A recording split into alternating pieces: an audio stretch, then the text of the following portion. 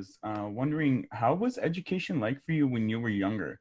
Because I know when we were younger, we always were made to like make these projects and play outside a little bit. And there wasn't like too much technology still when I was in elementary school. For you, what's something that you see is like really different between the way things are handled now versus before? The major dramatic difference is technology. We didn't have computers. We didn't have much of the technology now as they do today. Uh, it's not clear whether that's the direction you want to go or not. Okay.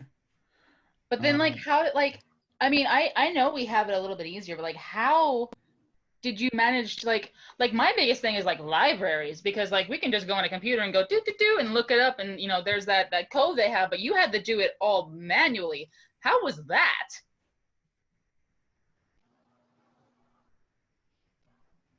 I'm not understanding your question. Like how when you go to a library and you go to like research a topic and you have to find a book and you have that code, like the P number Yeah. PCP. The ISBN number. Oh, that one. Yeah, PN, that's what it was called. So like, ISBN. how did you do that without having a computer to assist you?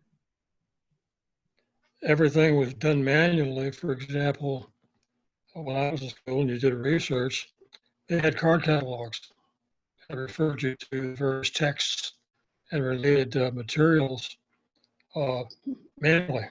It was easy. It's just it was slower. It was just as complete. Computers are faster, not necessarily better, and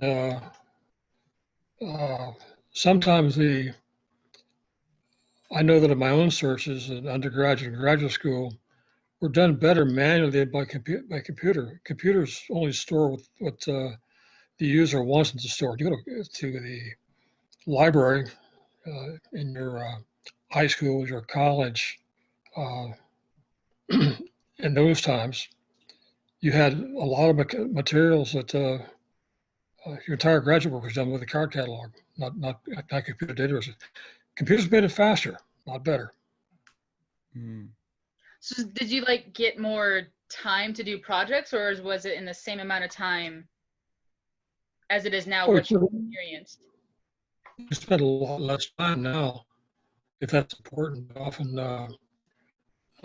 if it's included in the database, if the information you're looking for is in the database, you're fine. But if it's not, it may be elsewhere. It's always available manually somewhere. Computers are amazing at the amount of data they can store that you can access and you can use. It would have been interesting to see whether my own schoolwork would have been better because of the computer. Okay. Now stepping away from like the educational side of that a little bit, I kind of want to focus a little bit more on like your social life when you were younger. So let's say we fast forward to right around when we were finally starting to hit puberty, right? The scary age for most people. What was the thing to do at that time? Because like right now it might be like becoming a YouTube celebrity, or it might be becoming a TikTok personality, just basically some kind of influencer online with a personality. For you at your time, what was the main thing to be, or what was something that everyone wanted to strive for at the time? We had fewer options as far as communication is concerned. See you in person, call you on the telephone. Before that, of course, was smoke signals and drums, but computers came along and provided, for a lot of people, an avenue that wasn't there before. It's to be able to do both would be ideal. If your computer goes down, you don't have any access to your database and you're stuck. But if you have tangible sources, manual sources, it's much easier. It takes more time, but it's just as thorough. Right, but I was now oh, sorry. Right. I really quickly, I No, go just ahead. wanted to know what was like something that was kind of, in a sense of a word, like edgy. When I say that, I mean something that was kind of outside of social Like taboo. normal. Yeah, something that taboo that wasn't really looked at, and it was kind of frowned upon when people would talk about it. Now, when people talk about, oh, I want to be an influencer, it's like, really, an influencer? Yeah, I mean, you could try, but there's thousands of people doing it. So I was just wondering, what was that for you? Was it like, oh, I want to be a drummer, or, oh, I want to be a singer? You know, what was that taboo subject that not many people wanted you to strive for? Well, selecting a future occupation or profession, that was much more narrowly defined back then.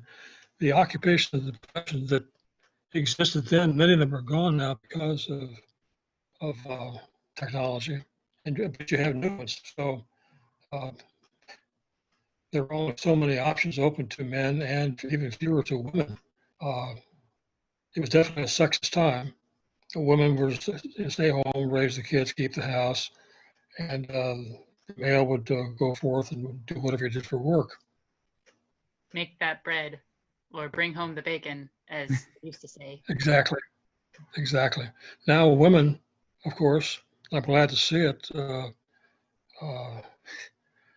I came from a house full of women. I was the only guy.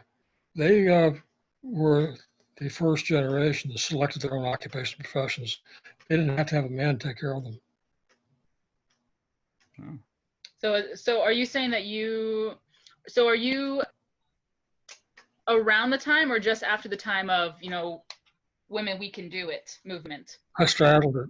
I was right in the middle. Wow. I saw both sides. I was glad to see it. And the reason was personally, it takes the heat off me.